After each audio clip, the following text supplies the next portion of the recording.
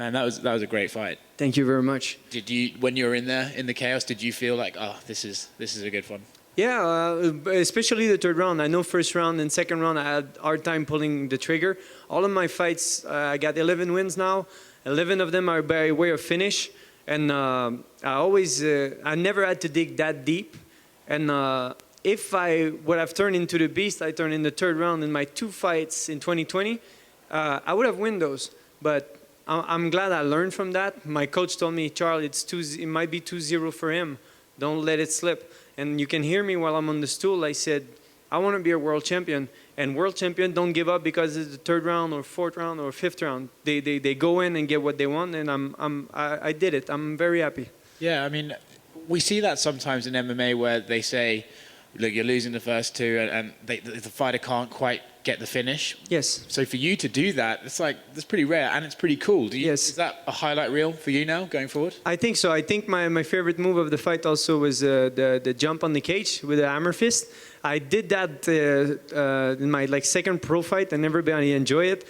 And I always told myself, if I ever get the chance to do it in the UFC, I have to do it again. And I had the chance to do it, so I'm pretty happy about that.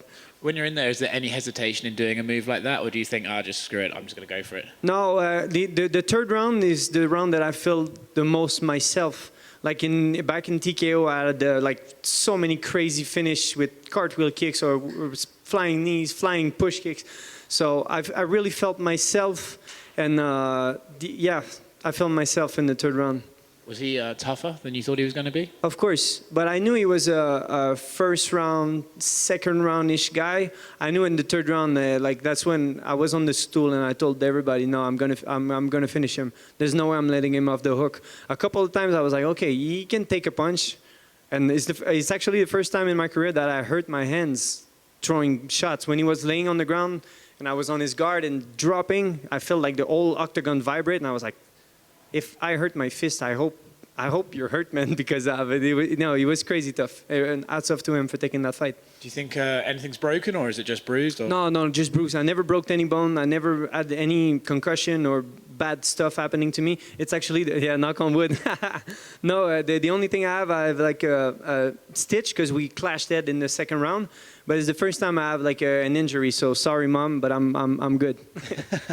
So, with that in mind, how long do you want to rest, recuperate? How quickly do you want to get back in there? What's the next step for you? It's a very good question, but I'm not pressed. I just turned 25. I'm just starting to feel that men's strength popping up. And when I was younger, 22, 23, I arrived in the UFC when I was 23. I was like, this is a sprint. I want to rush. And It doesn't work that way. And everybody around were not telling me what to do, but they were telling me, slow down, kid.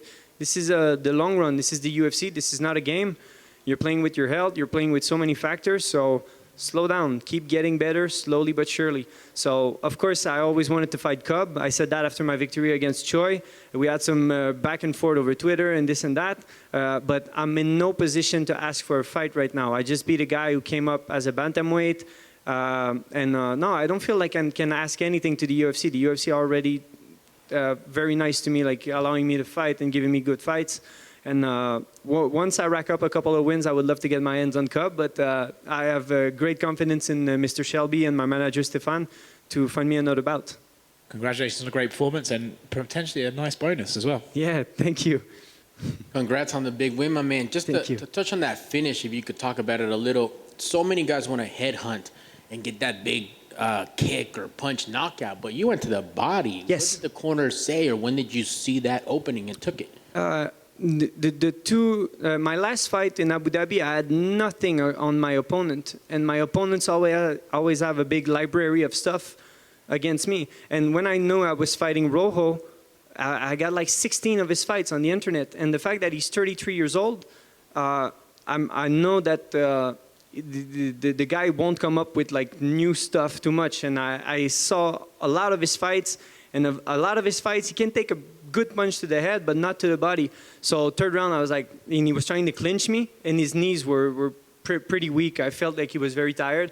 So I was battering that body, just to make sure that his hands would get low so I can get my hands through. But it was all about all the information I could gather. And it plays a big factor, having a big library of information on your opponent. And I'm glad I had that.